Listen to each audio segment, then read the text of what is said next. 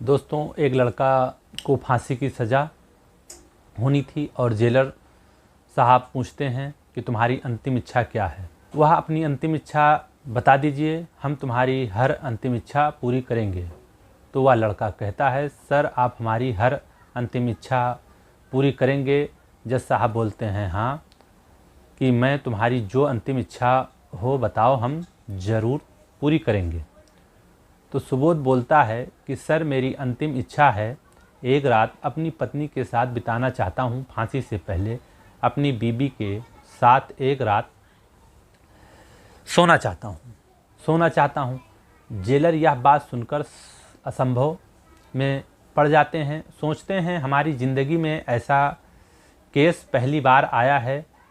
तो जेलर सोचते हैं कि अगर इसकी अंतिम इच्छा यही है तो इसकी अंतिम इच्छा अवश्य पूरी करेंगे। अंतिम इच्छा के लिए जेलर उसके घर फरमान भेजते हैं और उसकी पत्नी को बुलावा करते हैं और कहते हैं कि तुम्हारा पति जिसको फांसी हो जाएगी, फांसी से पहले की रात यह तुम्हारे साथ बिताना चाहते हैं, तो तुम अपने पति की अंतिम इच्छा पूरी करो। दोस्तों, फिर आगे क्या होता है? नमस्कार, प्रणाम, सत्याकाल, आदाब। मैं हूं फरीद अख्तर। आप लोग सुन रहे हैं क्राइम स्टोरी, एक कहानी जो आप लोगों को सुनाने जा रहा हूं। बात बहुत ही दुख भरी कहानी है। समय निकालकर कहानी को पूरा सुने और अगर आप हमारे चैनल पर नए हैं तो हमारे चैनल को आप लोग सब्सक्राइब करें। दोस्तों, ये कहानी उत्तर प्रदेश अलीगढ़ की है और जो मैं आप लोगों को सुनाने जा रहा हूँ, दो मित्र होते हैं। एक का नाम सुबोध होता है। बचपन से साथ खेलते थे, साथ ही पढ़ते थे, साथ ही सब कुछ करते थे और दोनों जहाँ जाते थे साथ साथ दोनों नौकरी करने के लिए भी एक साथ ही दिल्ली गए। नौकरी के साथ साथ दोनों में प्यार प्रसंग, दोनों साथ ही जाते आते थे, साथ ही खाते थे। एक ही कंपनी में दोनों लोग जॉब करते थे। जहाँ भी जाना होता साथ साथ ही जाते आते थे। दोस्तों, इनके बीच एक लड़की जो कंपनी में काम करती थी, लड़की से सुबोध को धीरे धीरे प्रेम हो गया था। वह लड़की भी सुबोध से प्यार करती थी। जो इसका मित्र रहता है वह कहता है, दोस्त दोस्ती मेरी भी करवा दो, लेकिन कोई भी अपनी गर्लफ्रेंड किसी को देना नहीं चाहता है।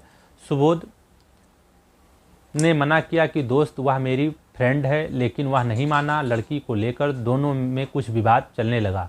लेकिन जो प्रमोद था सुबोध का दोस्त, सुबोध से अंदर आत्मा से घृणा करने लगा। कहते हैं मित्रता कैसे टूटती है। दोस्तों, दोस्त जो होते हैं वो कोई धन का दोस्त होता है, कोई घर में बहन बेटी है उसकी वजह से दोस्ती रखता है। बहुत ही कम लोग होते हैं जो दोस्ती निभाते हैं, जो हर सुख दुख में काम आए, हर मुसीबत में आपके वह खड़ा रहे। दोस्तों, दोस्त उसे कहते हैं, मित्र उसे कहते हैं।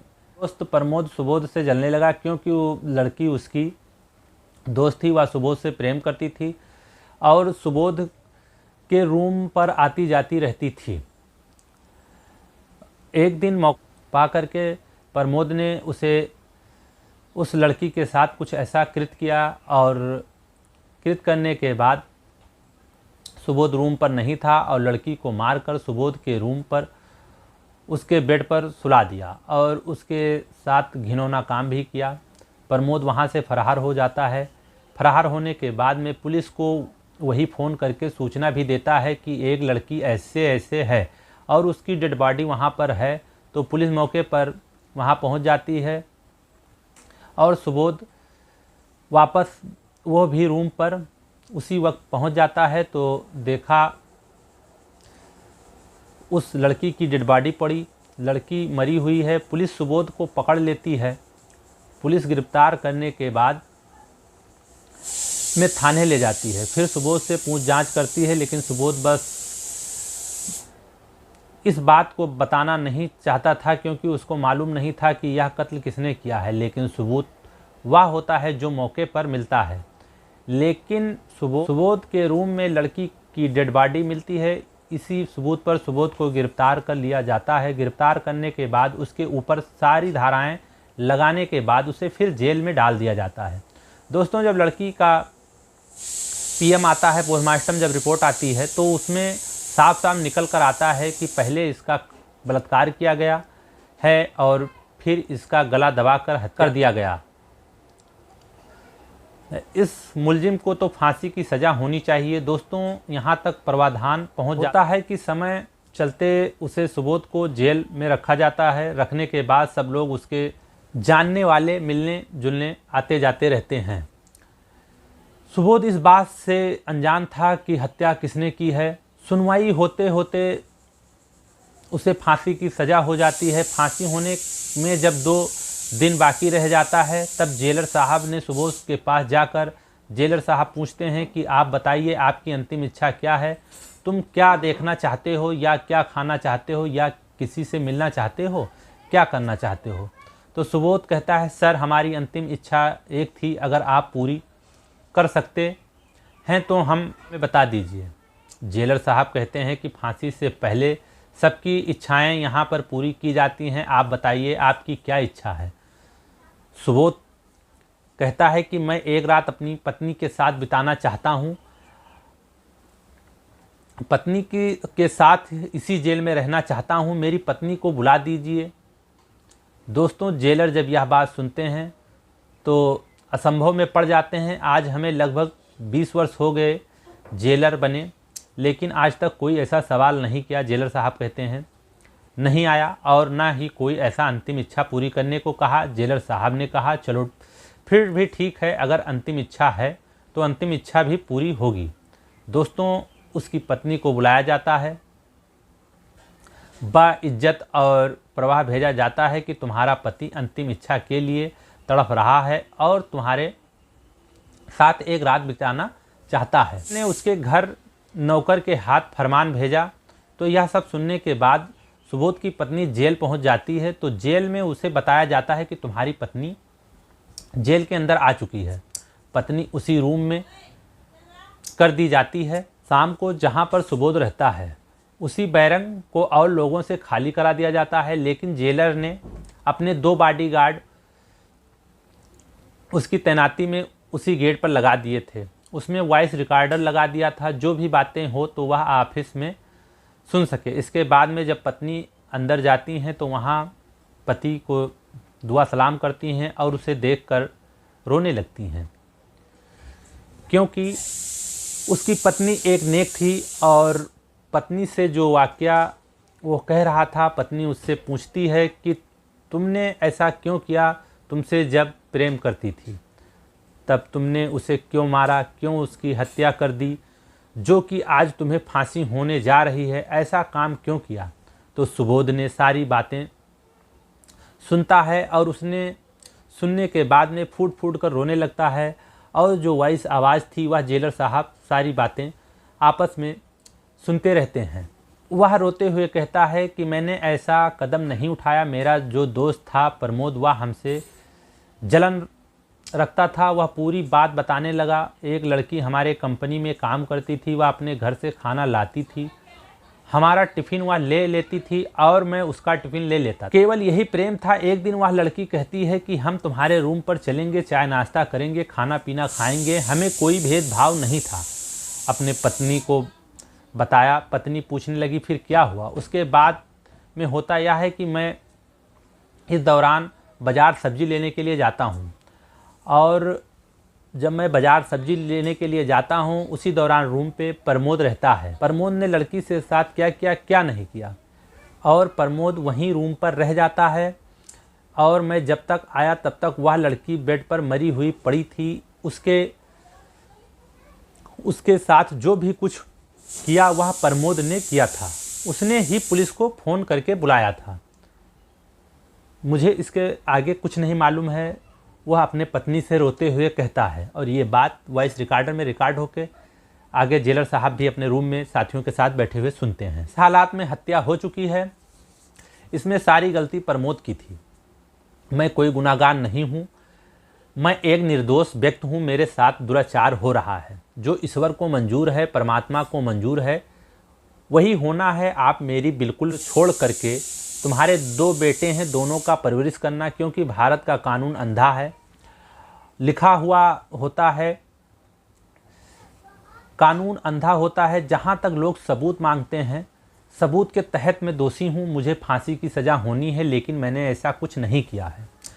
अगर कोई कहे कि गीता पर हाथ रखकर कसम खाओ, मेरी अंतर आत्मा से पूछा जाए तो मैं बिल्कुल कत्ल नहीं किया हूँ, मुझे निर्दोष फंसाया गया है। इतना कहकर और फूट फूट कर सुबोध रोने लगता है। जब सुबोध रोने लगता है, उसकी चीख पुकार सुनकर जो बाहर पहरेदार खड़े होते हैं वह भी रोने लगते हैं। जेलर उसी वक्त आवाज़ को सुनते हैं तो वह और ऑफिस में बैठे स्टाफ भी सब रोने लगते हैं। सब लोग उसकी बात पर मंथन करते हैं। पति पत्नी दोनों रात भर रोते रहे हैं। इसी बात को लेकर सिलसिला शुरू हो जाता है। सुबह सब लोग जागते हैं तो क्या कहा जाता है उनसे कि आप निर्दोष हो और आपको फांसी की सज़ा मिली है।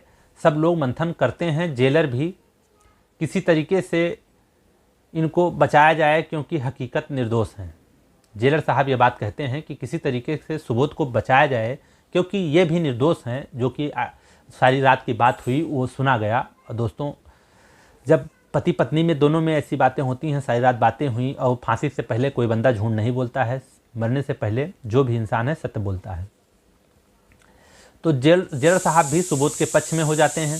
पत्नी अपने पति का, जो सुबोध की पत्नी रहती है, अपने पति का पैर छूती है और कहती है अगर अगले जीवन में रहा तो हम और आप फिर मिलेंगे। पत्नी पति को मुड़ मुड़ के देखती है और कहती है यह अंतिम समय है। दोनों एक दूसरे को मुड़ मुड़ के देखते रहते हैं।